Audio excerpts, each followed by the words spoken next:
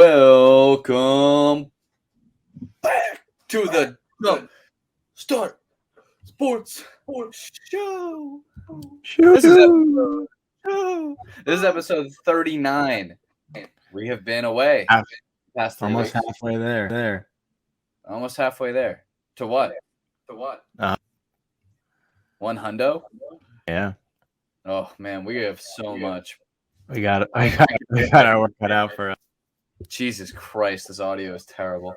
All right. Well, I'm Jason Kopp, one host, one life, joined by Steven Shoemaker. Number 15. Actually, I heard he's number 35 because that was the score of the Eagles in that loss in the Super Bowl. 35. Yeah, 30, that was how many points the Eagles scored in that loss. Oh, that's Kevin Durant's number, and I don't like him. Well, now he's 7, but no, he's 35 again. How is he now? Which 30? we'll get into later in the show. How are you doing? I haven't seen you in a few weeks. I know I've been in a depression, ball depression since Sorry to hear that. Super Bowl. I've just been avoiding contact with anybody Seems like who you've been talk to avoiding me. Seems like you've been avoiding me. Yeah. Well, I had COVID finally caught me, so I was out of commission for a couple weeks there. You had it going. What? You had a run going. I had a run going. 3 years avoiding, and then that motherfucker caught me. Snuck up on you, and I was gonna say she smacked my ass, and then went right the chute, right up the pooper, as we do. Anyway, so let's get into a couple things here today. We're gonna talk about a little football, a little bit of basketball, which was really tough to watch yesterday.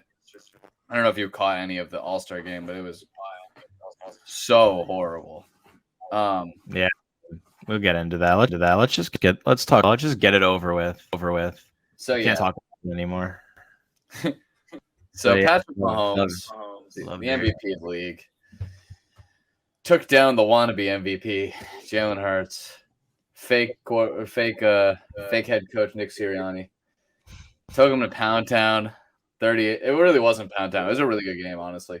38-35. I watched by myself while quarantining.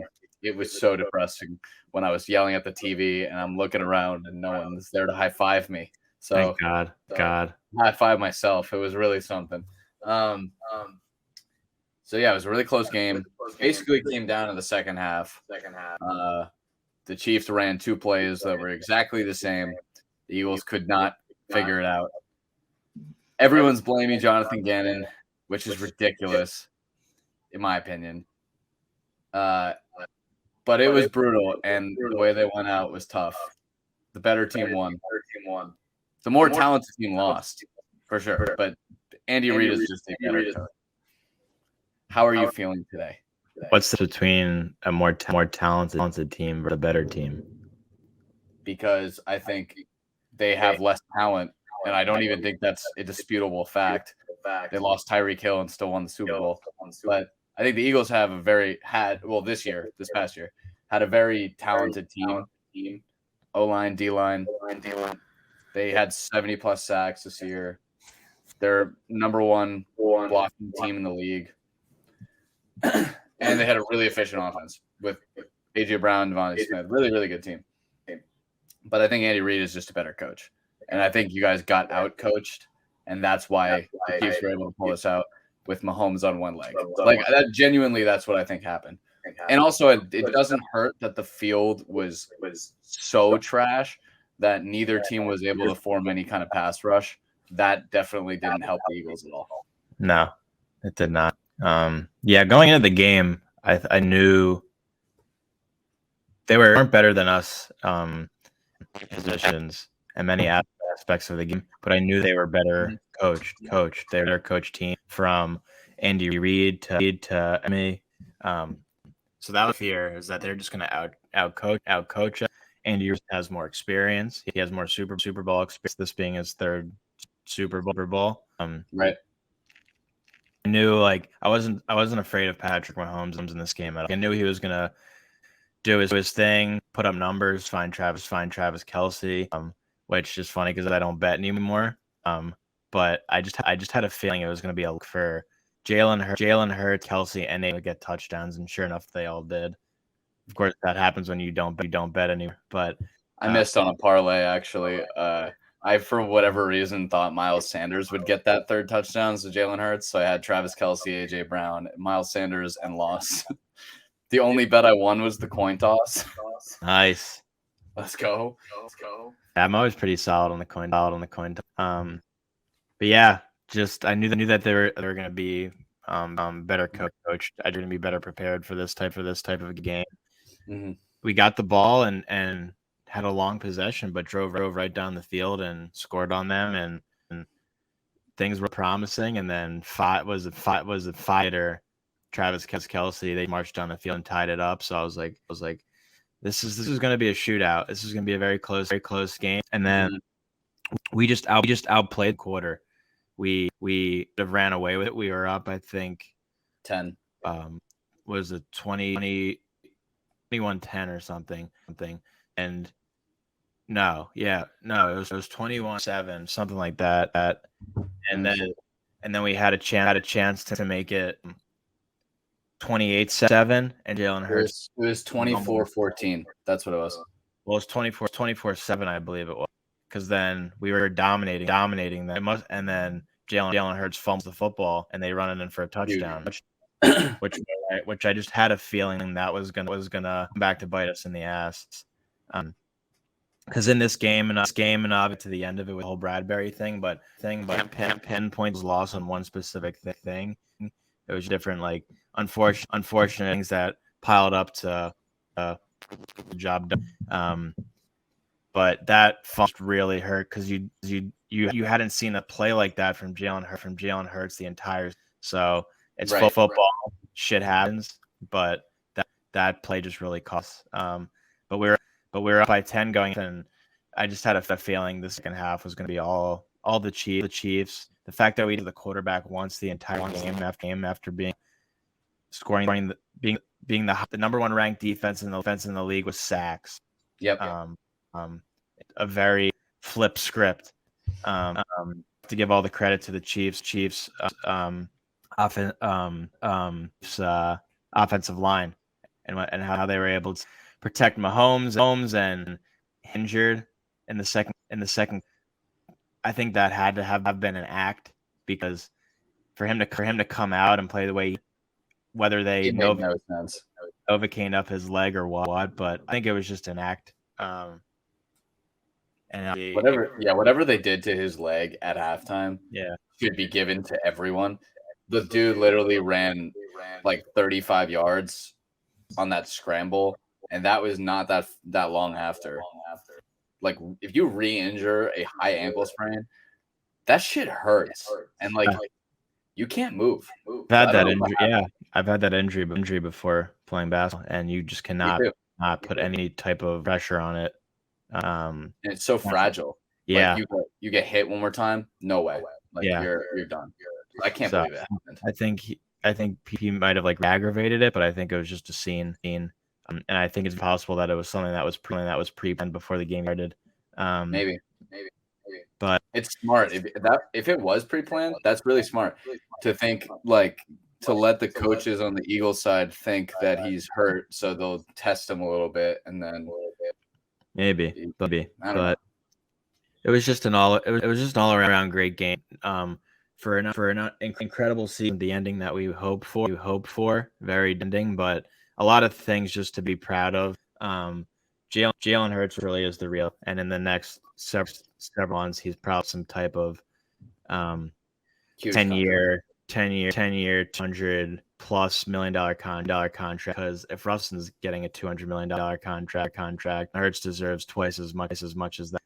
He's not going to get that amount because I think the Eagles have like a $230 million cap space to work with, but get a hefty portion. And their offense, at least on which the thing with the Eagles, which I'm really proud of, is 2 years ago no type of receiving core really. Devonta Smith was just a rookie. Dallas Goedert was hurt most of the year. But then they bring in AJ Brown. Arguably, we have one of the best receiving core in the league behind like Tyreek Hill, and Jalen. Jamar T. Higgins, who's probably going to get a big contract extension. We're definitely up there. If Dallas Goedert can stay healthy, and Jalen Hurts, there's no we can't play this well again next year. Obviously, we have a much tougher schedule, but things to be proud of. I think there's needs to go. I don't know what the Eagles are going to do in terms of running game because there's guys like Josh Jacobs. There's been talk about, which I think they should not do, but there's talk about at the 10th pick taking Bijan. That would be insane if they did that. Which would be nuts. 30th pick as well, and there's no way he would for 30. But I don't know. It's a possibility, but I think Miles Sanders needs to go. Even they hate him. He had it this year, probably his best year ever in Philly. But let me tell you, I stand 150% behind my Miles Sanders take from the beginning of this year. I do not think he's that good of a running back. I think he'll go to a different team in the offseason, and he will not be as good. Not even close. I agree. And in the offense and the offensive line, they made him. Yes. Made him look good. It was the only year he looks like that. And you take away Jalen Hurts' rushing ability, you take away the best offensive line in the league, and you get an average running back. Like he's solid. I'm not saying he's bad, but there's a reason that the Eagles take him out all the time. And in the Super Bowl, in the biggest moment, the literal first play of the game, he did fumble it out of bounds, then got benched. And then they put him back in, and but luckily he didn't flinch one more inch forward, or that would have been a caught pass and a fumble for a touchdown again. I remember I was watching that and when I was watching it, I was pretty intoxicated, so I was screaming. I was that looks like a fumble to me. Obviously, all the Eagles fans, they're like fuck you. Isn't a fumble? And it wasn't, but it was so close. It was a second from being. It looked like he caught it and took 2 steps. He took 2 steps, but that's the issue. Is this is the whole like no one knows what the hell a catch is. Is he definitely caught it? He definitely took 2 steps, but he didn't make a football move because he didn't move forward. I guess. Yeah, because he got clobbered and then he fumbled it immediately. But it was interesting. If I'm a Chiefs fan, or like if that happened to Pacheco, I'd like that's a fumble. Like let's go. Here. Totally. I thought it was a really awesome game overall. You can't blame Jonathan Gannon. Kadarius Toney. I mean, my dude didn't play 1 snap in the first half, and then just lit it up. He always had that talent. But with the punt return was so unbelievable about it. That was exactly what he was drafted for. Like he can go east-west so quick. And the guy just absolutely butchered the punt. It was supposed to be to the left side. He completely shanked it to the right side. So everyone was going the wrong way. And so they had to correct course, and then he was able to just juke everyone out to get that crazy return. But I mean, the holding call was a hold. It was weak. I said it in our group chat when it happened. It was definitely a hold. It's no question about it. But it was a weak call to make at the very end of a game that was probably going to go into an overtime if the Eagles got the ball back. That's what I thought. See the one thing I disagree, Jay, is I think 80% of this loss is Jonathan Gannon's fault. I think, like I say, we're little bits and pieces like the Jalen fumble, the Bradbury hold, the couple of missed opportunities that came back to bite them in the butt, and obviously the day the blame's on the head coach in Sirianni. But I think 80% of this is John's fault. I think he was overrated defensive coordinator the entire season. There were so many games against the Bears, Colts, where we almost lost those games, and our defense, as good as they were, did not look good at many points in that game. Those had 2 weeks to prepare for the game, and they knew they were going up against one of the best offenses in the league. So being able to let them down and hold them to under 30 points is a lot to ask out of a team. But I just thought the entire game, the play calling was terrible. I was thinking a lot about when they won the ball against the Patriots in 18. Different coordinator at that point, but they didn't put any pressure on Tom Brady, and they had a lot of really good rivers. Like I remember Chris Hogan and Bola absolutely feasted, Gronk feasted. So it was hard to get the blitz on them at that point. But I just thought about that, and I thought that was a good thing I take notes from, because for the leading in sacks, I thought the Eagles needed to get more pressure on Mahomes and get to him, especially be able to scramble. And whether you field for that or blame, just like the Chiefs O line be fantastic. I just think Jonathan Gannon did a terrible job in that game. Did not call a good game. And I wish him the best of luck with the Cardinals. They're going to be an atrocity as well. Well, I think most defensive coordinators taking head coaching jobs, with maybe the exception of D'Amico Ryans, because I just think that is like the perfect possible landing spot for him. Like I think defensive coaches have a lot of trouble being head coaches in general, especially the Cardinals are going to be in a disaster anyway. Kyler Murray's not even going to be there for half the year, and then you have to deal with him. Kyler's too busy playing COD to want to play football. So that was tough. But I think it's so crazy that Eagles fans are like happy now that Jonathan Gannon left. Like that's such bullshit. Come on. He was a part of the reason that you guys got so many sacks. I say it's obviously Hassan Reddick, Javon Hargrave having a career season. We'll see what happens with him in free agency. Brandon Graham doing awesome off of the Achilles. Fletcher was fine. I think he wasn't that great this year, but he's getting to that age.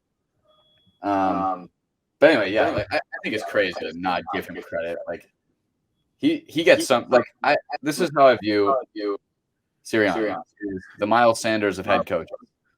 Said that to Henry the other day. It's so true. Steichen came in after Sirianni was the play caller for a while and was not doing anything well. Steichen comes in, brings his offense, and they're great. I'm sure they'll keep a very good offense with Ben Johnson, I think his name is, right? The whatever the QB coach, Ben Johnson, is that his name? Yeah. So I'm sure that because of the continuity of the offense, it'll still be the same. Johnson, not Ben Johnson. Ben Johnson. Is that what I said? Brian Johnson. You said Ben. Oh, Brian. Is Ben Johnson the Lions offense? Whatever. Anyway, you know what I meant. Brian Johnson. So they'll have continuity in the offense and it'll stay pretty the same, is my guess, from this year. But he doesn't add anything to me. Sirianni is just a personality. I think he's an average at best head coach, but he again, like you give him a team like that. I don't believe it's like the Julian Love thing where Julian Love's like anyone can do it. I don't agree with that. But I don't think he's like this elite head coach. Like when they were discussing coach of the year, sure it's a popularity contest, but like you look at like a Doug Peterson who turned that team into a contender. Brian Daboll turned the Giants for what they were worth into a contender. Andy Reid could be a perennial head coach of the year. I mean, realistically, and Mike Tomlin, who somehow still doesn't have a losing record. I don't even think he was in the running, if I recall correctly. He was not, but he should have been. He did a lot with Mitch Trubisky and Kenny Pickett. So not Kenny Pickett's bad, but you know, he's like whatever. But anyway, so we'll see. I think they'll be good this next year too, but they'll have to try to retain a ton of talent, which will be tough. And Miles Sanders, I think, is gone.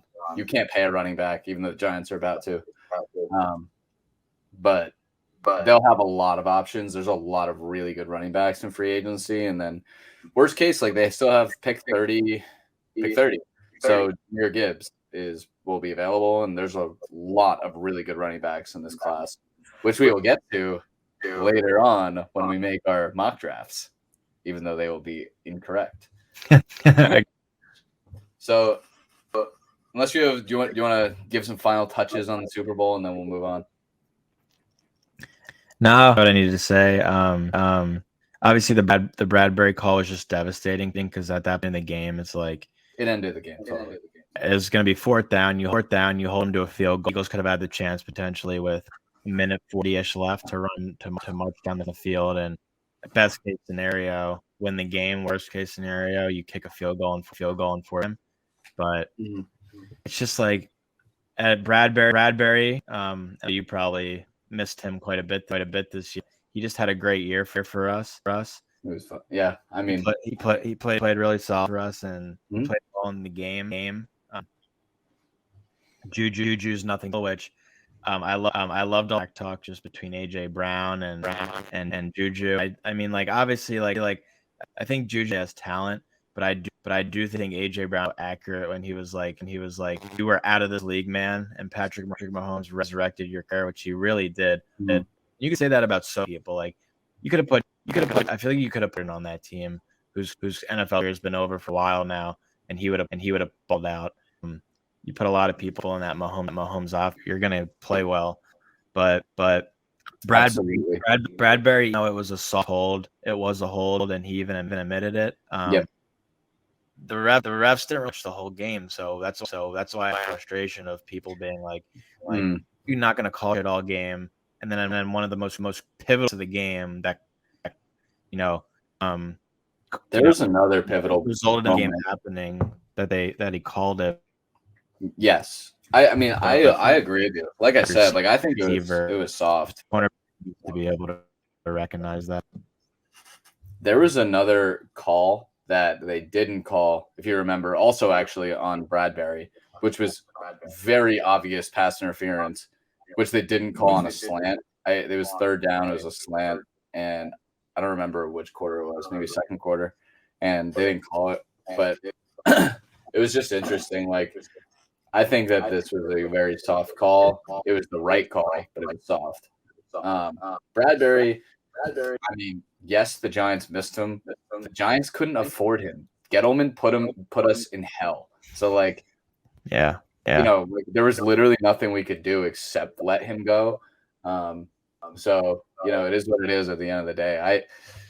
It can't be. I mean, it sucks that he went to the Eagles of all places, and for that, I think he's a bitch. But like, I don't blame him for wanting to go to a contender. I mean, we literally couldn't afford him, and you know, if he has nothing bad to say about the Giants, which he said he would theoretically come back, which would be cool.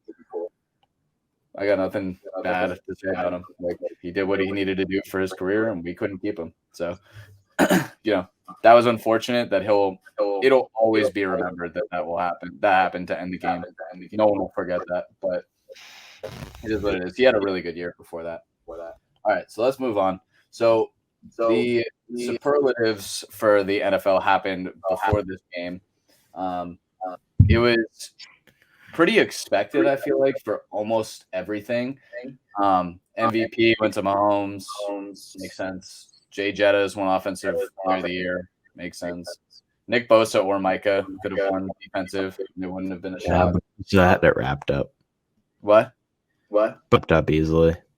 Yeah. And then, you know what? I thought the two things, I know we are in agreement on this, but Geno being comeback player of the year, I think warrants discussion. I don't get it. He didn't come back from anything. He just sucked. He was most improved. If they should make that an award, but I feel like we're forgetting what comeback player of the year means. Like, it's supposed to be of an injury. Like Christian McCaffrey probably was the winner. Saquon would have been one of the people who's a finalist. If that's the case, McCaffrey would win the award every year. True, but I'm just saying, like, he's the one who really came back this year. He didn't miss a game. He played, I think, actually 19 games because he was traded and then played that next game, which is the most ever. But you feel like he might have a couple, but maybe not. I don't think he missed one game this year. No. He might have left hurt, but he definitely didn't miss a game. But Geno didn't do anything. Like, he ain't come back. He came back from the bench.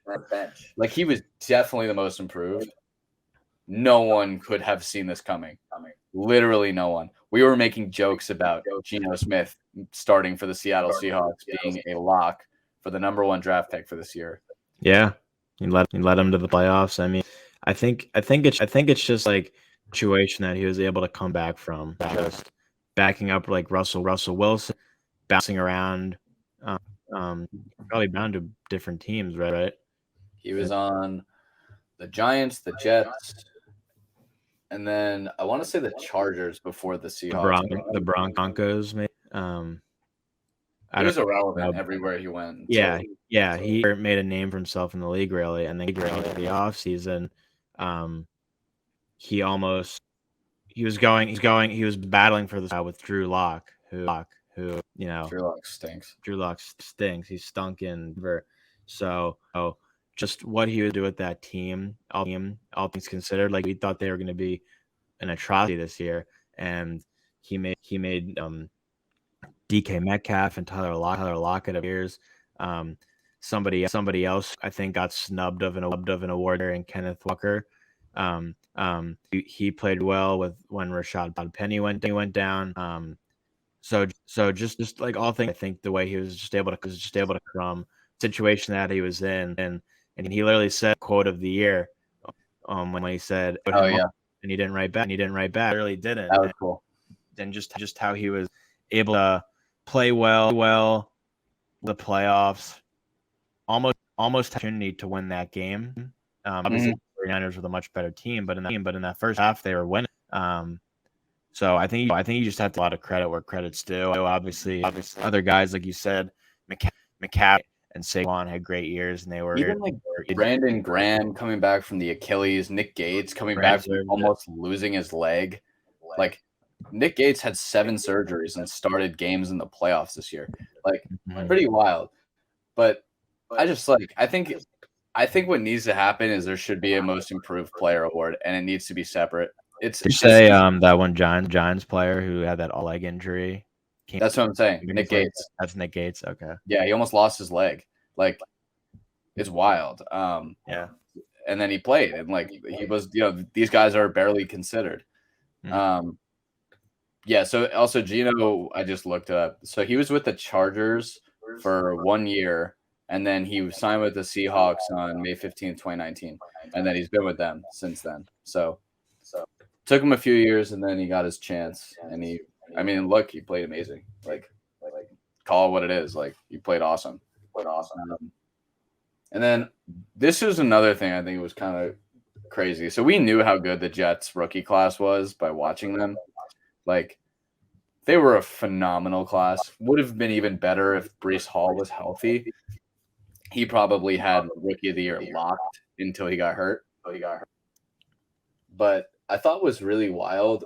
I don't really get the offensive Rookie of the Year went to Garrett Wilson because he had more overall votes. But I thought it was crazy that Kenneth Walker had more first place votes than Garrett Wilson. So what do you make of that? Like, I that's kind of interesting. I don't know if that's ever happened before. The only thing I could think, I think he played less games than Garrett Wilson. That might be what it came to. Maybe. Yeah, for Kenny Walker. Yeah. And then Dayball, I feel like, had Coach of the Year locked up. I mean, what he did with practice squad players, and Daniel Jones, who for 4 years was horrible, basically resurrected his career. Did pretty well. And we'll see what happens this offseason, but I'm hopefully we sign Danny to long term, so that way the cap hits lower. And the real question will be do they bring back Saquon? Because he's really the heart and soul of our team, but how do you pay a running back? I just can't ever get over you can't pay running backs. Look what happened in the Super Bowl. Pacheco is a 7th round rookie from Rutgers. Yeah. And that dude looked insane. It's really hard to justify. Oh, and then I guess on the topic of running backs, Aaron Jones will be back one more year with the Packers. I could, but giving your early predictions, I don't think Aaron Rodgers stays there. You don't think so? No, I think he's gone. I think he's gone too. I got But a bad's going to the Jets. you bet he's going to the Jets? Yeah. Yeah, it's either the Jets. It kind of seems like it's either the Jets, the Raiders, or he retires. Like it doesn't really seem like there's other suitors that I guess maybe the Saints, but I don't know if they really have the capital. I guess you don't really need the capital. Brett Favre was traded for a fourth. The contract is so big that it makes it really hard to trade like super high draft capital for it. Because it's like what, 50 million, 60 million, something like that. Yeah. Yeah. I mean, I think this offseason there will be a lot of storylines. We can like, what do you think of the Bears situation? I mean, I feel like they're in the probably literally the best situation possible. They arguably have a franchise quarterback and have the number 1 pick. Yeah. It'd be stupid to build their team around Justin Fields and go for just some type of dominant edge rush and use their first pick on that. It'd be stupid to take Chase Young or CJ Stroud and you're saying you think you'd stay with Justin Fields and build around him? Yeah. I think he's proved, especially as he played so well. Obviously, has some.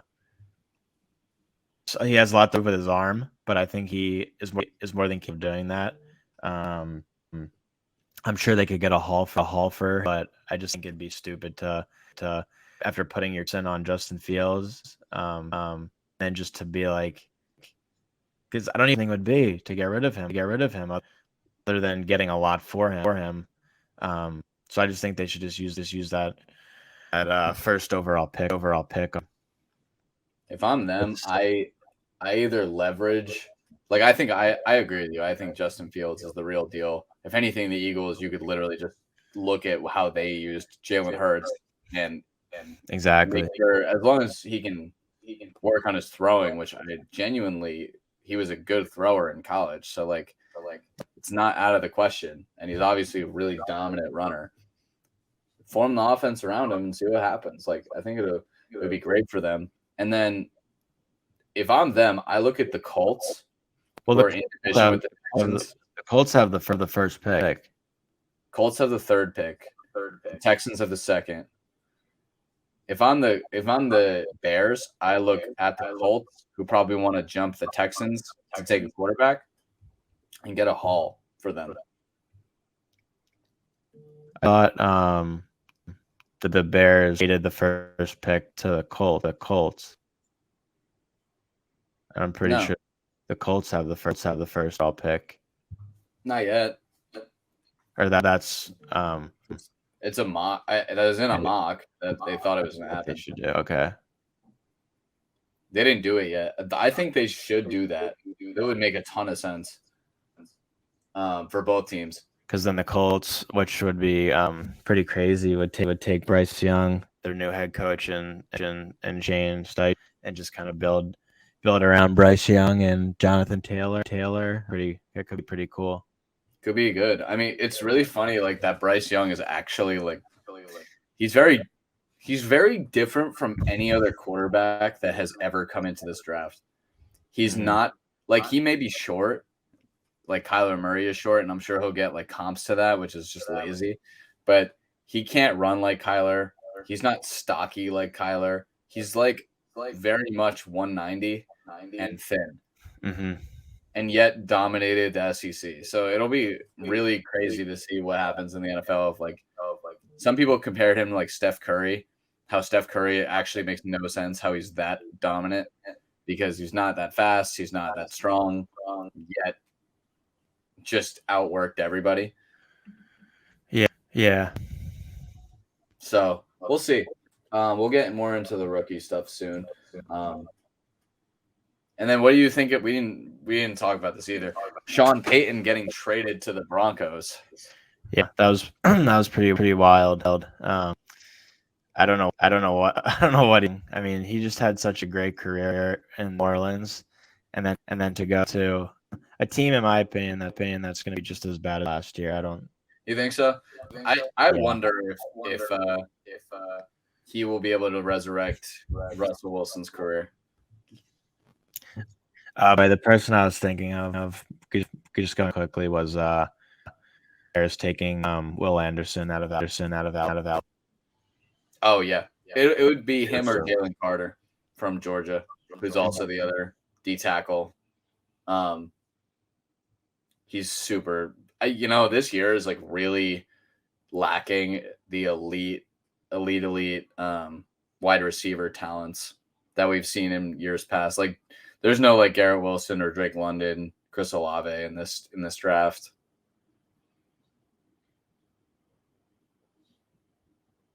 I can't hear you. You're muted now. I don't know what pick the Giants have, but for the Eagles, I really don't think Bijan Robinson is gonna fall to. But if he does it, I think the Eagles should for Skronsky out of Northwestern, their offensive tackle, because especially if Jason Kelsey doesn't come back, I know they have a backup, but getting another. Yeah, didn't they draft his backup last year? Yeah, out of Nebraska. I forget his name. Whatever his name is. But we'll do that when we do our mocky. But Dave 25, by the way, the Giants. The Giants. I would love to see the Giants be able. Obviously, they'll have to figure out the Daniel Jones situation because there's conflicting reports from Paul Schwartz and who's covered the Giants forever, and Mike Florio, who just reported that Daniel Jones is looking for $45 million a year. That's insane. If he's really actually doing that, like trying to get 45, they're just going to franchise tag him. Like, their franchise tag is at $32 million this year for quarterbacks. Like, he's not getting anywhere near that. But yeah, so I hope that contract is figured out. Saquon's figured out, and then what would be awesome is if the Giants could try to. I think that the Niners and the Bengals have two big decisions to make. T. Higgins, Brandon Ayuk, both are up for big contracts. Mm-hmm. T. Higgins is kind of harder to believe that they won't retain him, I think. I think they'll have to. I think they're going to keep that young core together. Brandon Ayuk, I think, is a different story. With Deebo Samuel getting paid what he's getting paid right now, it's pretty hard to imagine that Kyle Shanahan, who just made Brock Purdy work, will not be able to make a different receiver work in the same offense. Like Jawan Jennings has come on for them, who's just like a random. I can't imagine they're going to pay Ayuk big money. I just can't. I don't see it. I don't either. He hasn't done enough in that offense. Plus, they hated him not this past year, but 2 years ago. They put him in the doghouse. So we mentioned Rodgers, and he went on that wild darkness retreat to contemplate his decision. Is he still on the retreat? How long is this retreat lasting for? Dude, I don't know. So he went on the Pat McAfee show, and I thought at that point in time he'd come on the show to tell what his decision was, but I guess he came on the show to tell him that he was about to leave for the darkness retreat. So I guess he's on it right now. But while he's on it, there's a lot of reports coming out saying that the Packers are ready to move on and are comfortable with Jordan Love. I'm just like picturing him just like in some like dead himself, just tripping on shrooms, like trying to figure out like in the Simpsons movie, drinks that juice from the big boob lady. Yeah. That's what she's gonna do. She's swing her knockers, and it's gonna point to the Jets, and he's gonna come. Oh my god! I totally forgot about that part. They're swinging. Yeah, no, that's probably true. I mean, I think the idea of it is much funnier to think of than like what it probably is, which is like if you think about it, the dude is. Thank you, mysterious boob lady. He's like what, almost a billionaire, probably. Years. His net worth, 100 millionaire. She's got to be, right? Aaron Rodgers' net worth, $200 million. So you got to think this is a pretty nice cave. Yeah. Like it's not a normal just darkness retreat. He's probably living in style Yeah. in the dark. No. It's weird. Like I think that the media has gotten bored that this is like such big news. Thank you, boob lady. Thank you, boob lady. Well, from another great quarterback to the next one, Tom Brady finally hanging it up. What are your thoughts on that? Real or fake? I think it's real. It's got to be. I think it's real. I don't think he would do it. Well, has anyone ever done that? Brett Favre. But he only retired once, though, I thought. I thought it was twice. Was it? He retired after Minnesota. Oh, no, you're right. You're right. I think it was only one time. It was once, and then he came out of retirement. Spreading rumors. That's what we're here for. Goss. No, I don't know, dude. I think he's probably done. What was more interesting is like the day in which it came was the same as last year, actually.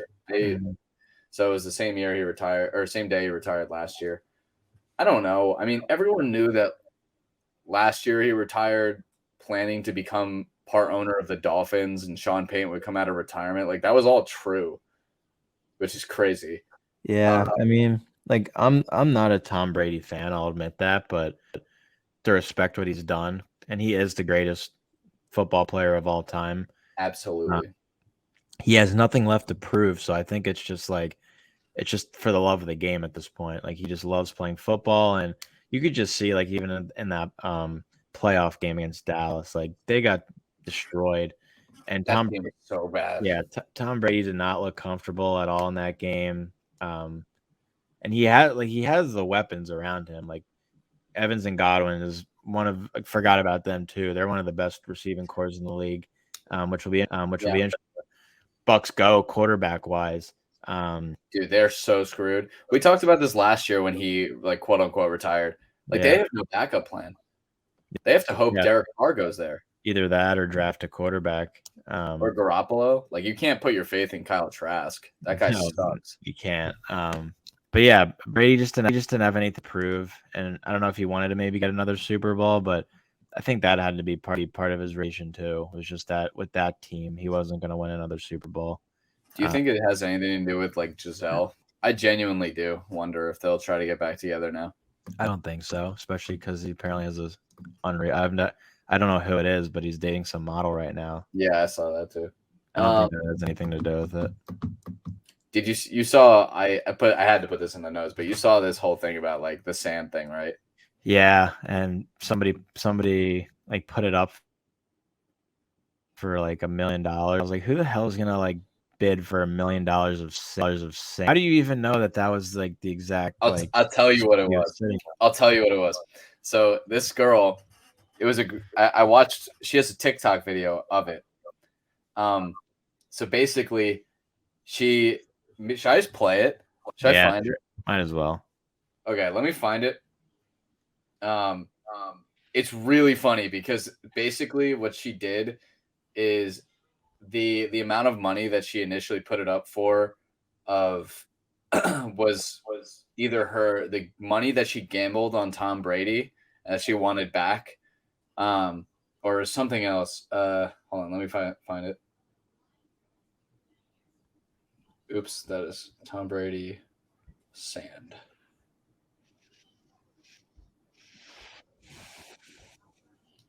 Here it is.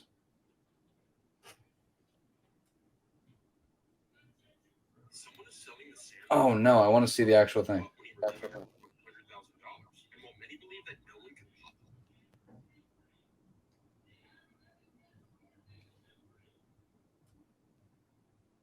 So what's funny about this whole thing is like someone tried to, after this like went viral and was well over 100K that this sand was worth, a bunch of other people started putting it up on eBay also, of fake sand. Yeah. Which I don't blame them.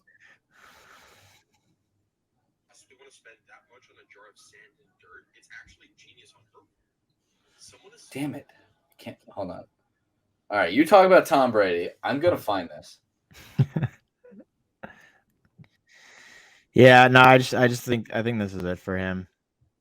I don't know what he. I mean, also considering the fact that he has $1 million contract waiting for him as a broadcaster, and who even knows how good of a broadcaster he's going to be. He knows so much about football, so I'm sure he's going to be just fine. But even something that something that I thought was interesting to me, and it has to do with and I guess who works for them, but the people who called the Super Bowl, the main guy, I forget who he was. What his name is, the play-by-play guy. Uh, he did a Which very guy? good job. I forget what his name is. The color commentator was Greg Olson, and Greg Olson is pretty good. But I was just like very curious about that for the Super Bowl, why they had Greg Olson do it, because the game was streamed on was it ABC? The game was Which on game? the The Super Super Bowl Bowl? because it wasn't I on think it was. I think it was ABC. because it wasn't NBC. Definitely No, ABC. it was Fox. It was Fox. I'm pretty sure. Oh no, you're right. You're right. It was Fox. It was Fox. So it must Yeah. have been, it must have to do with the coworkers because been a lot of like dispute about Tony Romo and about him not like preparing well for the games that he's doing and just kind of winging it like we do. But he I was curious like, he's better than Greg Olson, like why they didn't do Al Michaels or Collinsworth. It has to do with because it was Fox, I guess, and who they worked for, the crew, and Greg Olson worked for them. I'm guessing so. Well, do you think that he's? I mean, this was kind of messed up, but they basically asked Greg Olson. I think it was on air how he feels about. Oh no, it was on the McAfee show. How he feels about being replaced by Tom Brady. Yeah, can't argue with that. Yeah, Like he for Fox. it's tough. What are you supposed to do? Nothing. Okay, I think I found it. We don't got all day. I know this is all right. Whatever. I can't. I didn't find it. I'll just talk about it. So basically, this girl made a TikTok. I wish I could find it, and she posted. She posted on her TikTok that she went to Tom Brady's spot in Tampa, I believe it was, that he retired. The exact spot. Took sand, put it in a jar, took the jar, put it up on eBay, and said, basically, I bet on you all season. You screwed me out of tons of money. So this is how I'm getting my money back. Then it went viral for whatever reason. The girl, I'm pretty sure it sold for hundreds of thousands of dollars. It's insane. It's sand. And it just sold for hundreds of thousands of dollars. And that girl is looking like the smartest person ever to do that. I think it's just one of those things where it's like there's a lot of kooky people out there that would be willing to make a lot of money off of something like that. Like like LeBron James, like if he blows his nose in a tissue and throw it out, somebody would go into the trash can and put that on eBay I'd and do it. sell it for $1 million. And it's like why the hell would you buy someone's gross ass snot in a tissue? But it's Would you not eat the snot hoping that you could become LeBron James? if that was the case, I would. But Yes, yeah. Sometimes you gotta take risks. I would eat it, throw it up, and eat it again. That's right. More the merrier. Yeah, but I don't know. What were we talking about Tom Brady? All right, enough of Tom Brady. Okay, enough Tom Brady. All right, so speaking of like what potential Bucks options they have, Derek Carr finally gets released from the Raiders. What a weird situation that whole thing was. Like, he got to the Pro Bowl as a reserve.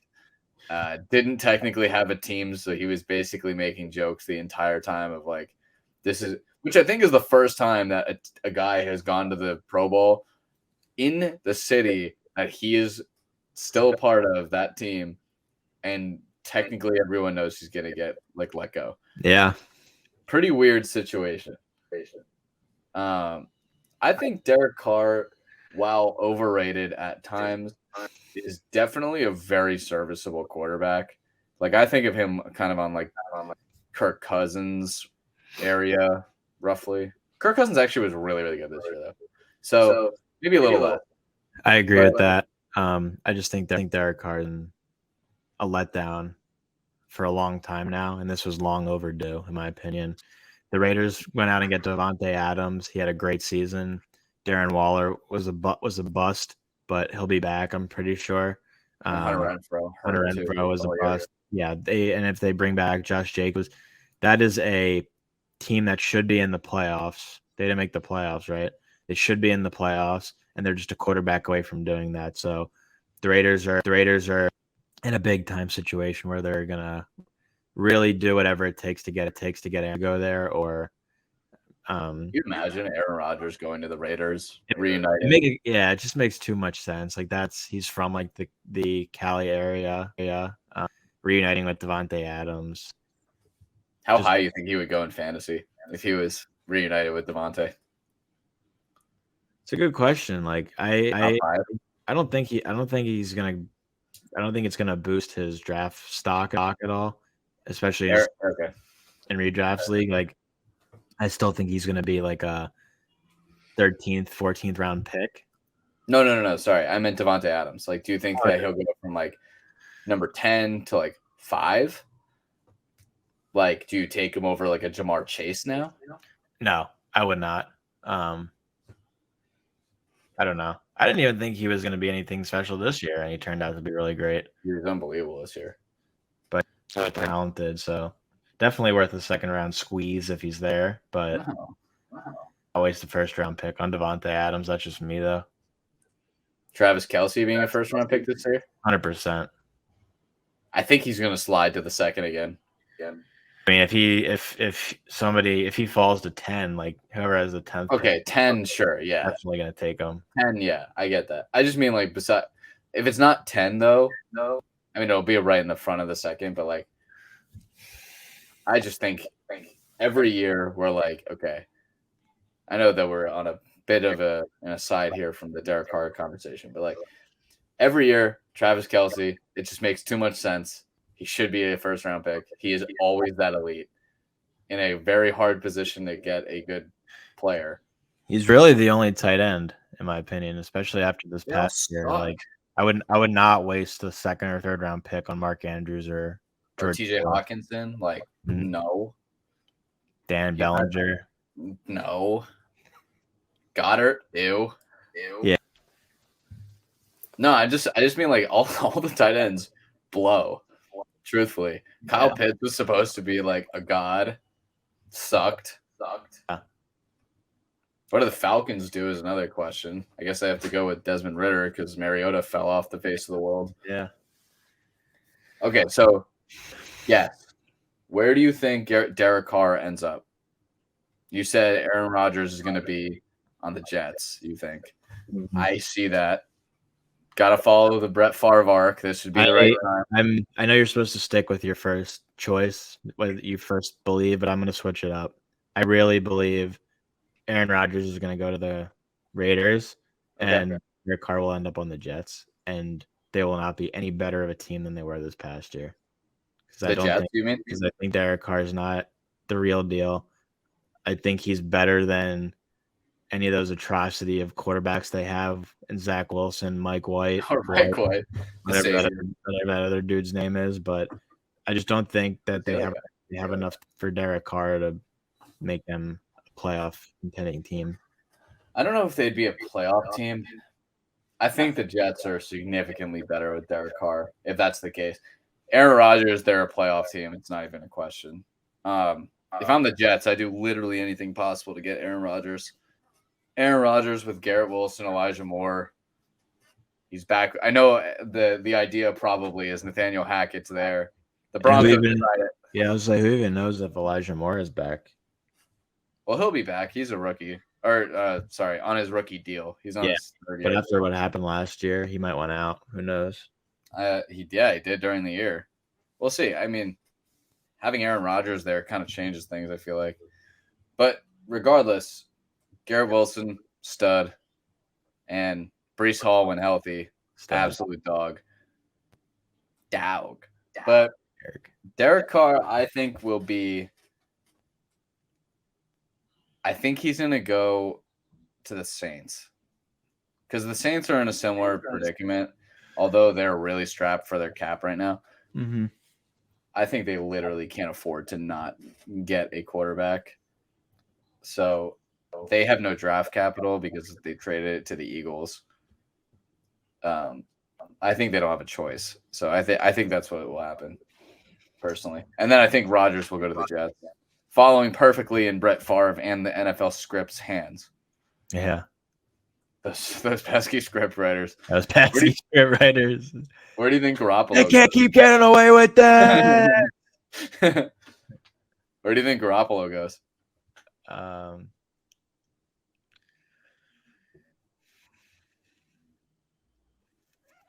And do you think he starts? Good question. Let me just look at the teams real quick. Who would be back before I give you my answer? It's probably likely that I think he'd go to the Buccaneers. It makes sense. Even as a bridge quarterback. You know what I think would be a great fit for him, and this won't happen, but Dolphins. I think that would be like a good fit for him. He stays healthy with Tyreek Hill and Jalen Waddle, because I just don't think Tua is the guy. There was like talk about him maybe going back to New England because their odds is atrocious. Oh yeah, Mac Jones. But I think they're just like building around Mac Jones. Yeah, there's just a lot of teams in need of a quarterback. The Raiders need a quarterback. I'm assuming Lamar is going to get a fat contract from the Ravens. I mean, they're going to be so bad if they don't do that. The Steelers are building around Kenny Pickett. The Browns think Deshaun Watson is going to make them better. Never.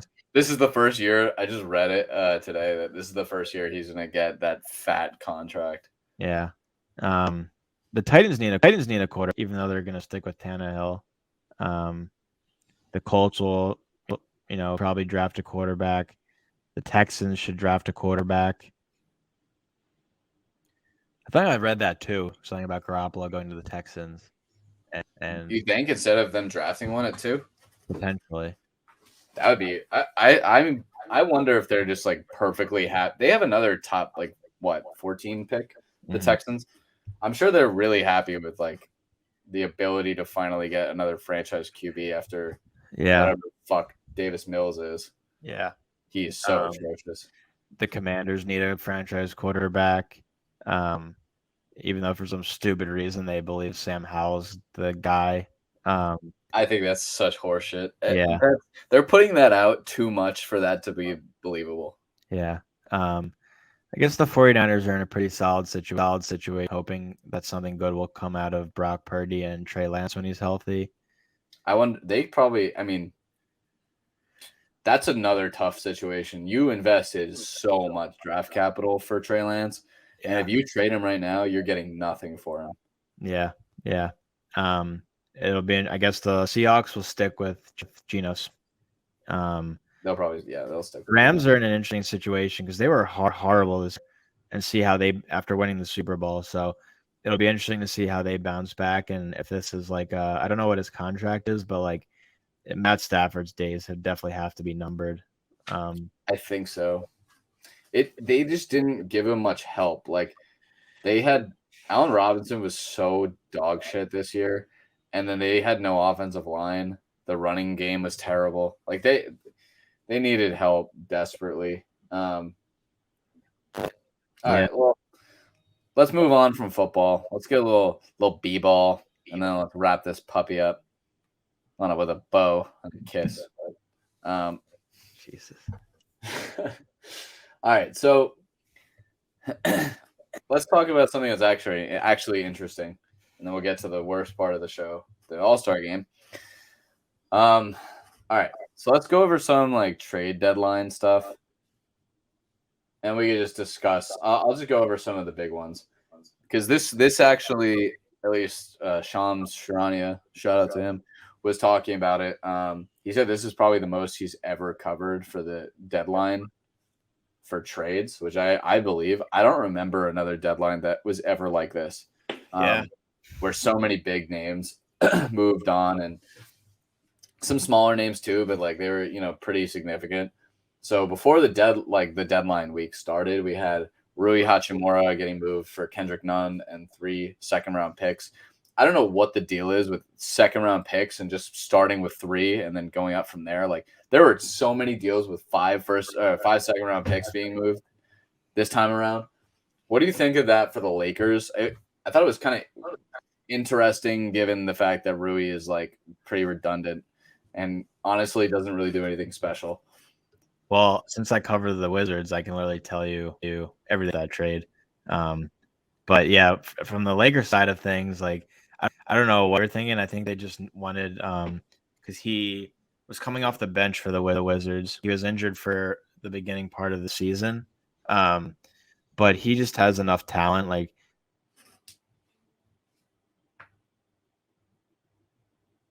your audio cut out again. I can't hear you. Can you hear me now? Yep, I hear you now. He was a productive bench player for the Wizards, is what I was saying. So I think the Lakers were just looking for some more depth. And I don't know. I don't think he's really made much of a difference for them. But I think he's just a young guy. The Wizards having kept first round draft pick in the past decade, other than Bradley Beal. They've gotten rid of every single person. John Wall. Yep. Anybody they've drafted. Oh, Jan Vesely. That's a huge throwback name. Yeah. So I don't know. They got rid of him. To around Denny Advia. Yes, Denny Advia, Israeli-born star. And he's played well for them. So it makes sense. That's pretty good too. But Hachimura at that point playing really well, and his last game for the Wizards, I'm pretty sure he put up a career high, like 30 some points. So the timing of it was definitely very weird. Kendrick Nunn's he's very athletic. He's a solid bench guy, but he's nothing special. So the trade for the Wizards didn't really make any sense. But yeah, I didn't like it for the Wizards. I guess for the Lakers, it's like you get a chance on a lottery pick and see what happens. Exactly. Okay, well, this one really kind of shit hit the fan so fast. And we both absolutely fucking hate this player. Kyrie Irving, in the matter of days, doesn't get a contract extension, if you recall, because the Nets put in stipulations that he said, I'm too much of a superstar. I don't deserve stipulations in a contract, regardless of the fact that the dude missed many games due to COVID, due to not getting the vaccine, and then just can't keep himself out of trouble with the anti-Semitic posts, which he refused to take down and refused to condemn anti-Semitism, which was ridiculous. Anti-Semitism. So he requests out, and then the next day gets traded. The Mavericks took a swing. They get Kyrie Irving. They had to get Markieff Morris as well for the contracts to match up. And then the Nets restart again. And at this point in time, the news that was coming out of the Nets organization was this is a move to build around Durant. So they got Spencer Dinwiddie coming back, which I loved that Nets team years ago. If you remember, we went to a game to watch them against the Sixers. The Dinwiddie, D'Lo team. It was so fun. So they bring back Dinwiddie. He makes them a little bit more attractive, if you saw that. Dorian Finney-Smith, 2019 first-round pick and 2 seconds, which is pretty cheap for Kyrie Irving. But they obviously just wanted to get him out and then move on. What do you think of that for the Mavericks taking that swing, knowing that he's an unrestricted free agent, and the Nets getting out from under for only really 1 first-round pick, which is in 2029, which I guess they're hoping that Luka dies. It was very surprising. I did not think he was going to go to Dallas. I thought he was going to go to the Clippers. But yeah, I don't know. I think it's going to come back to bite the ass. I think he's going to just leave. It's just where trouble goes, trouble follows. I don't even know if that's a saying, but it sounded I don't think so, but I got what you were saying. pretty cool in my head. But Kyrie's just trouble wherever he goes, and I think he's just gonna find something he doesn't like in the Dallas organization, whether it's beef with Mark Cuban or Luka being the spotlight of it, which I thought at the beginning of the year Luka was MVP, and obviously he got hurt. But now with Kyrie, it's not going to help him at all. And Jokic just seems to be running away with it, which pisses me. But that's another story. But yeah, I don't know. I mean, there'll be a playoff team. It'll be an interesting matchup, but I just don't think there's not enough there for them to be a championship contender against some of these other Western Conference teams. But the Dallas has had just quite a last couple of years, just from Jalen Brunson and what he was able to do to shipped off, and then they lost that point guard in him go after to replace that with Kyrie, which is a substantial upgrade. But at the same time, it's just like they're very one-way players. I feel like Luka and Kyrie. So it'll be interesting to see come the end of the break what they're able to really do together. Yeah, I think there's two ways to look at Kyrie Irving on the Mavericks. Like, you can look at the fact that he played with LeBron, he played with other ball dominant players before, but you're looking at the two most ISO'd players in the league, in Kyrie and Luka. And I just don't see Kyrie Irving wanting to share the spotlight. I think they're going to lose him in free agency, and this will all be for nothing.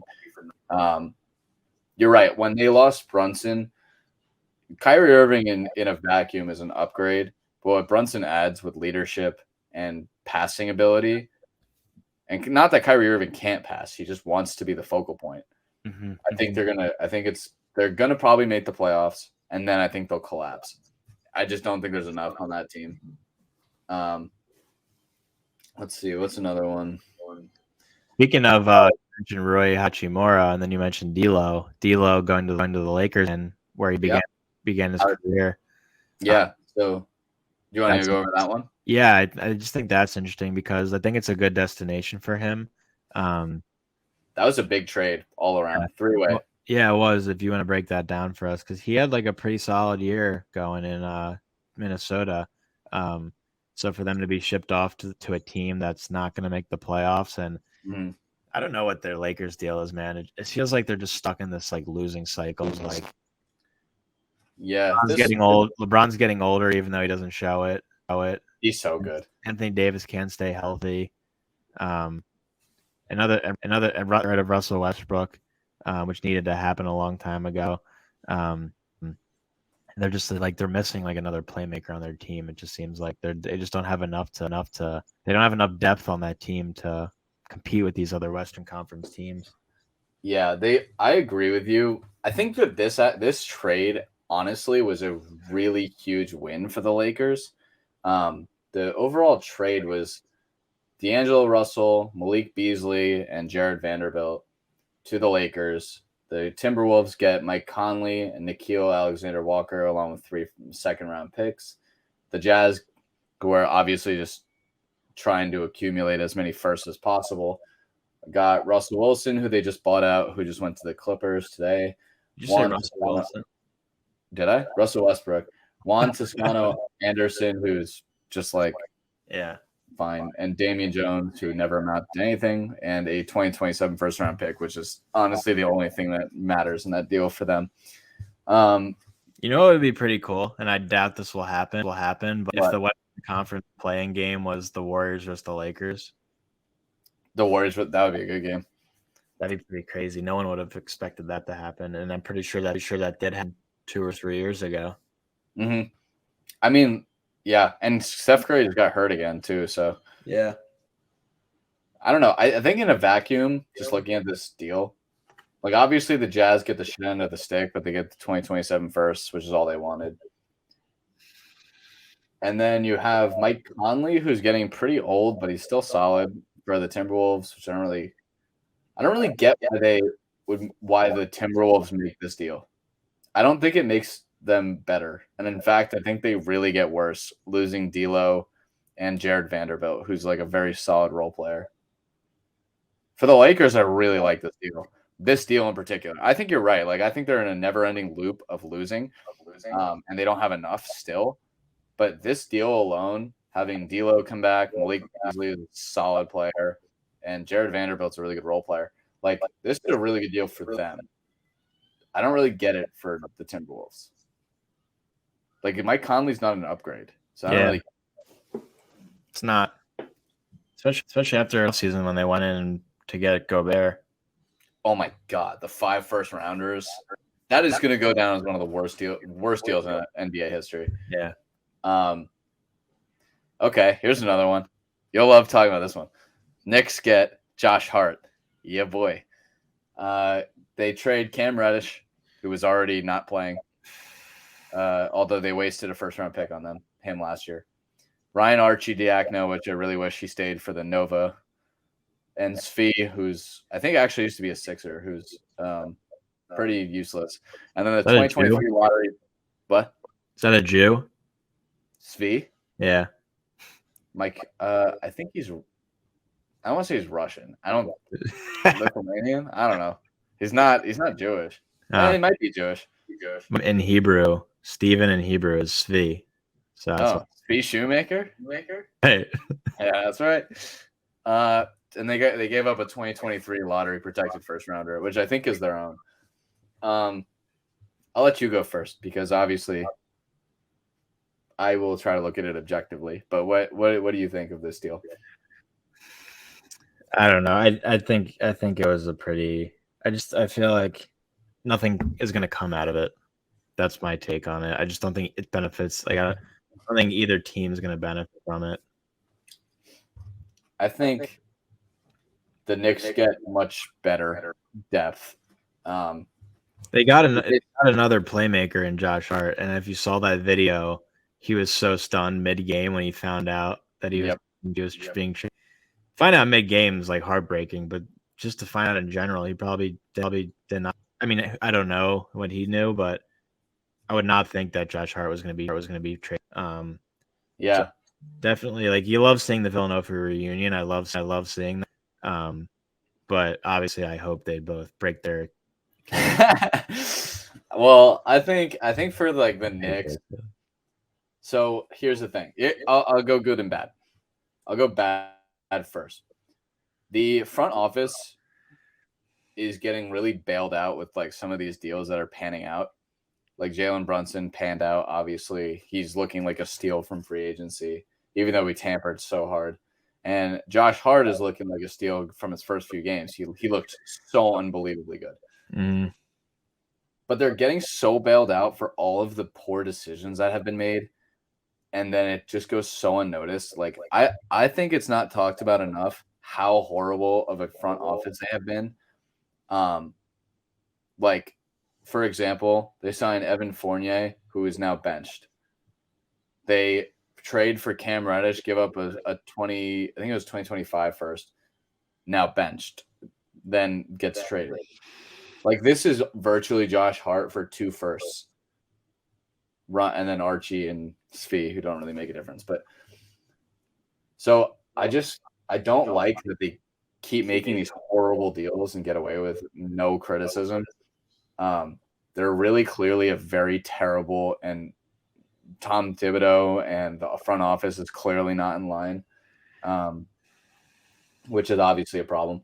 With that being said, Josh Hart, I think, is a huge upgrade over Miles McBride, who is playing basically since Thibodeau is doing the 9-man rotation. Josh Hart's in there instead.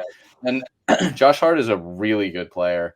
Like he's a perfect glue guy who can start. He drives. He plays hard defense. He's actually the highest rebounding guard in the league. Like he's just got a nose for the ball. I really like him on this team. He's perfect for Tom Thibodeau, and like we'll see how it pans out. He's not obviously going to be like this huge scoring threat, but he adds a lot for defense, and I think eventually he'll actually start over Quentin Grimes. And if you think back, this just proves even further that the Donovan Mitchell trade was such a whiff, because Quentin Grimes hasn't proven to be anything more than a role player, and the other guys that they would have traded also haven't. Mm-hmm. RJ Barrett's, in my opinion, taking a massive step back this year. He's still averaging pretty good numbers, but like if you watch him play and he's the worst defensive player on the team right now, it's pretty bad. So we'll see. Okay. Let's get into like the other couple that are huge, and then we'll wrap this up. Let's go. We'll do the Sixers next. The Sixers got Jalen McDaniels, 2 second-round picks, traded Thibault. Svi was actually involved in this deal too, and went to the Hornets for 2 seconds. What do you think of the Jalen McDaniels getting him from? I believe he was on the Hornets, getting him from the Hornets, and then getting rid of Thibault finally. I didn't like the move, honestly. I don't think anything for us. Matisse was like one of our best defenders, but he do jack shit on offense. So I wish they could have utilized him in some type of larger trade package in the future. Because it stinks. It feels like they just kind of threw him away. You know who he really reminds me of is Andre Roberson. Yeah. Back in the day. You see that? Like, yeah, Andre Roberson. Yeah, at least he had somewhat of a jump shot though. Matisse Thibault. No, Andre Roberson was. Oh, you're saying Matisse has a jumper? No. Andre Roberson had a horrible jump shot. I'm pretty sure he was a pretty solid 3-point shooter for them. When Kevin Durant and like Russell Westbrook would just like kick it to him. I don't know. Maybe like stunk. I remember him sucking, but yeah, I think this is a really lateral move, to be honest. Jalen McDaniels is like fine. I don't know. Matisse, I'd say, is a better defender, but it's pretty lateral.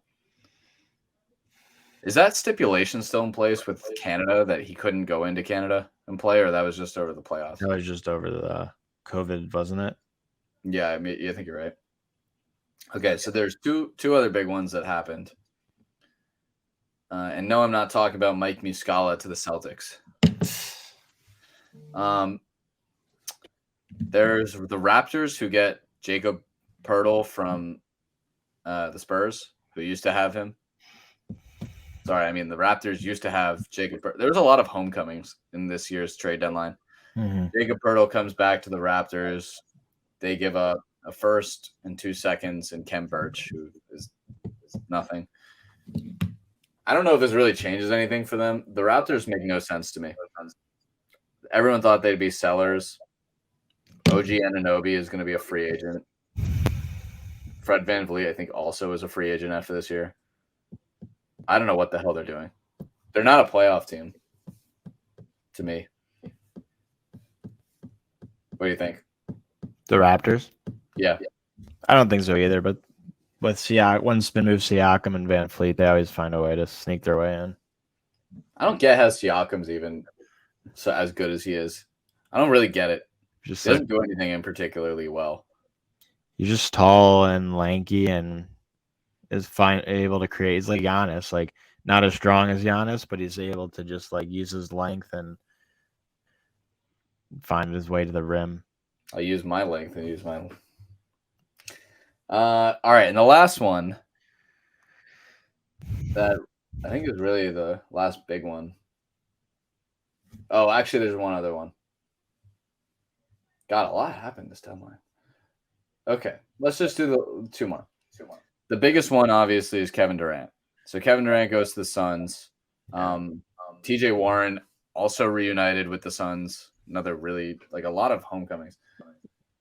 The Brooklyn Nets completely reset. They get Mikal Bridges, who I love, Cameron Johnson, who's played really well, Jay Crowder, who immediately got traded to the Bucks, I believe. Right? Jay Crowder? I think he got traded for 5 seconds. 5 seconds or 5 Yes. seconds? So, so he was immediately 2 seconds. Okay, so he was traded for 2 seconds immediately after that. 3 seconds. 2. Take it early. 5. You only got 4 seconds. 4 seconds. The Nets also got 4 first-round picks and a 2028 pick swap. I actually still feel like this is not enough. Maybe it is enough. McCall Bridges could go for 4 firsts. Yeah. I don't know about that.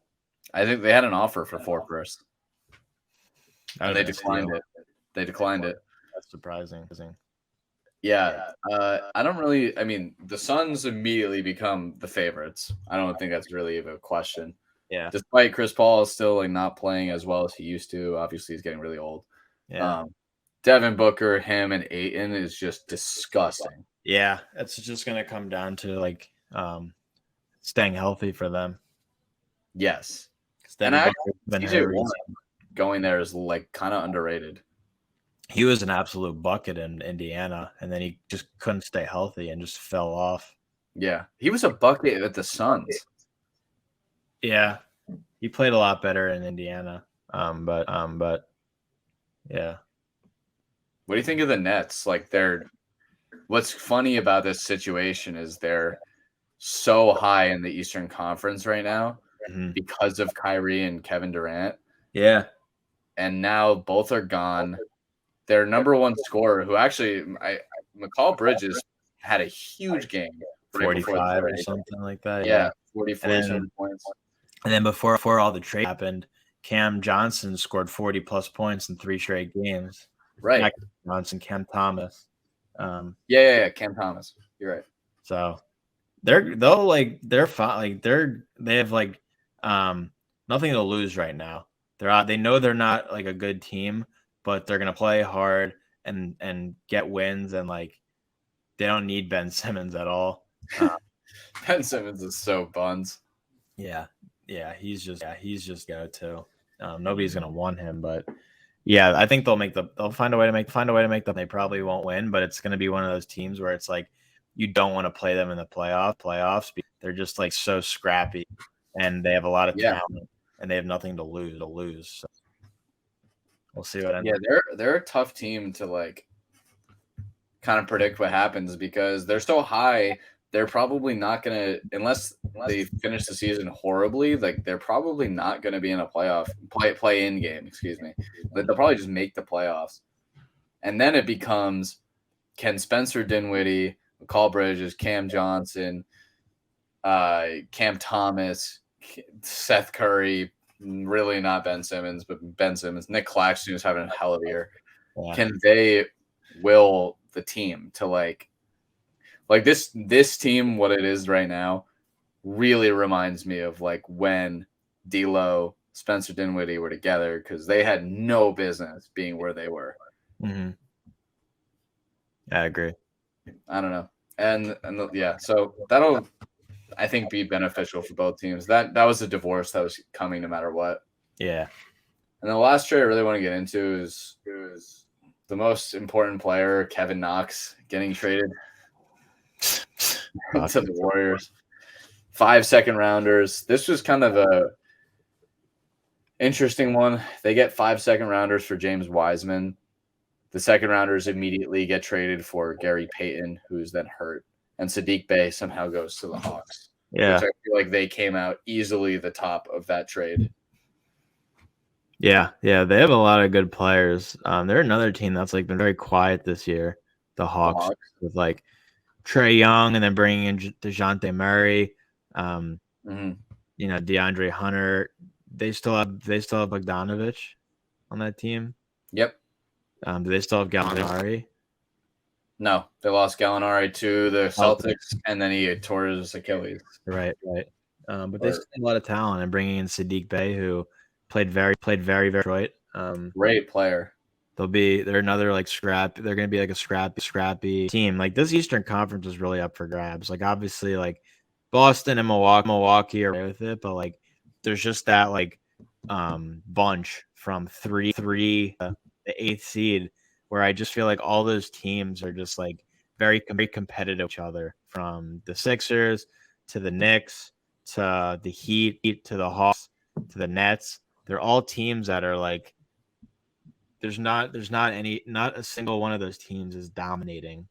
Like they're all within 5 games of each other, actually. Like I'm just looking at the standings right now. It should be the Sixers, just with what they have with Embiid and Maxey and Harden, but there's just these like scrappy teams like that could give us fits in the first round. Yeah, like it's the Sixers and let's see, the Cavaliers are 2 games How about the back. Cavs? They're another contending team. They're a good team. And then I'm surprised that I didn't realize the Heat were a spot behind the Knicks. They're a half game behind the Knicks. Yeah, they're coming for you. And then the Hawks are 3 games behind the Heat. And then the Wizards.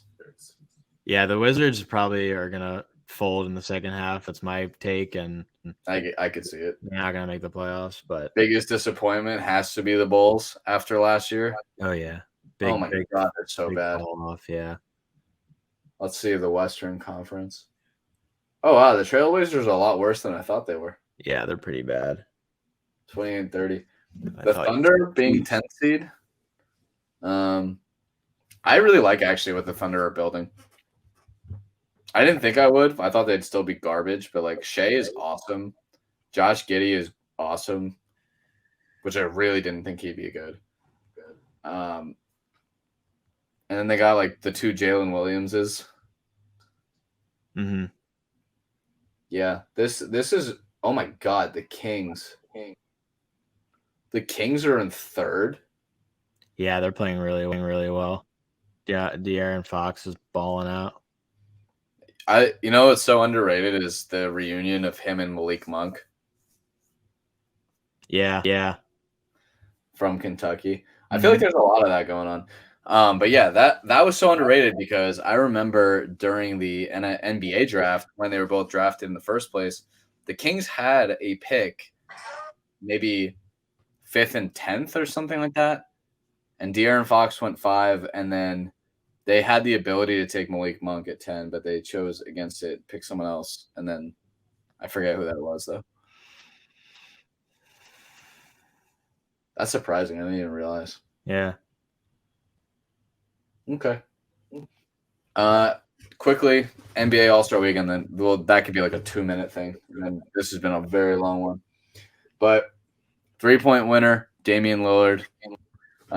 Julius Randle, not good. Kevin Huerter, worse.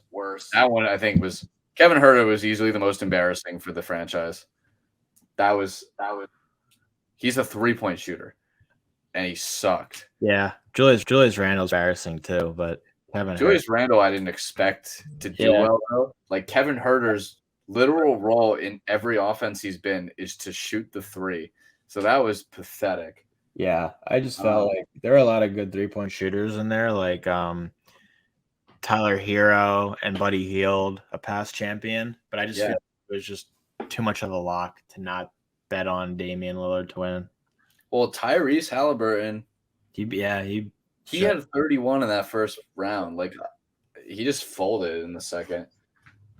He's been what a fucking trade he's been for that team. I guess it really hasn't halted the Kings, but yeah. Dunk contest. Mac McClung gets signed by the Sixers 4 days before. We finally won. They won something. Finally win the title for the city of Philly. He was unreal though. He was. It would be so interesting. I want to go to a game when he plays just to see he's not playing. That's the thing. He's gonna be literally we'll go back to the G League next week. He's gonna get no playing time and to join the halftime dunkers. Let's see what you can do on this trampoline, Mac. Yeah, exactly. He had some insane dunks though. That contest was terrible, and he made it somewhat enjoyable. It was a really bad dunk contest. I feel like they have just fallen off since 2016. Zach LaVine and Aaron Gordon. That was the coolest one I've ever seen, and it has been an atrocity. Yeah. They need to find a way to bounce back. One with Zion and Ja Morant. Yeah, Ja refused to ever be in it. Come on, dude. I hate Ja Morant. Definitely. Honestly. The All-Star game I watched maybe a quarter of. It was the worst game I've ever watched. It always is. They play no defense. They just go up and give each other alley-oops and open layups and open 3-point shots. Some of the plays are impressive, like Damian Lillard just drilling half-court jumpers. Yeah. Tatum couldn't be stopped. Tatum set a record for scoring in the All-Star game, which I don't really know if is that impressive, but I guess it's something. I feel like the biggest headlines are just the fact that both the captains get injured in an All-Star game. That has to be the biggest headline. Yeah. What they did with Giannis was weird. Like, he was in for a dunk and then left. I don't know. It was strange. And then I thought the funniest thing that came out of this game was Mike Malone, the head coach for the Nuggets, saying this was a horrible game. I was talking to one of my buddies about this the other day. The interesting thing about All-Star games is they're so irrelevant aside for the MLB one. And the MLB is generally enjoying there's some enjoyment in watching because the players like you see all these different All-Stars, they come out and they play hard. Like they play an actual game of baseball. Pitchers like try to go for strikeouts. They play to win the game. And a big reason for that is because it has to do with and I don't know if they changed this rule or not. But it's always been a thing that whoever wins the All-Star game gets home field advantage in the World Series, which that's how it works. That's always how it's been. I don't know if they changed. Definitely did not know that. Yeah, I don't know if they changed that recently or not, but that's how it was for a long time. Which I always thought like it made it more interesting because they're not like they're actually playing hard, which I like. But at the same time, I always thought it was kind of because like last year with the Phillies playing the Astros, for example. The Astros were by far the better team than the Phillies. The Phillies barely made the playoffs and had a historic run, but like Astros being the much better team, they deserve to have home field advantage, which they did, but they deserve to have it just because they're the better team. But like, what if the NL had won that All-Star game? Then the Phillies would have had home field in the playoffs. And I didn't even know that's how it worked. Yeah, but I like that aspect of it because like just look at how All-Star games have like changed over the years. Like with the NBA, I liked how they made it a little bit more competitive because of the whole Kobe Bryant thing and how if you win the quarter, you get like $100,000 to your favorite charity. Yeah, I like that too. But they still don't take it seriously until that last quarter, which makes it less enjoyable. But I like all the festivities that they always do. I don't really ever watch the NHL one, but I feel like that's kind of less attractive over the years. And obviously the NFL has just become an atrocity. Oh my god! The issue is like, how do you have a competitive game while also trying to avoid injury? You know what I mean? Like LeBron gets hurt in the All-Star game blocking a shot, right? Like Pinky got stuck in the air. Yeah, like that's Pinky. Hey guys! I think I have a small pinky. Speaking of random sized fingers, did you see? This is a conversation we would have had post recording. Kendall Jenner. Did you see the Kendall Jenner thing and that all the comps to like ET? Yeah. now apparently she's a Bad Bunny. Yep. Good for her. Good for him. Good for him. I think that's one of his songs. All right, my friend. Is there anything else you want to do before we wrap this puppy? No. Thanks for tuning in. Make sure to like and subscribe. Give us a comment. Hoot. Give us a holler. Stupid does. Sir. JumpStart Sports.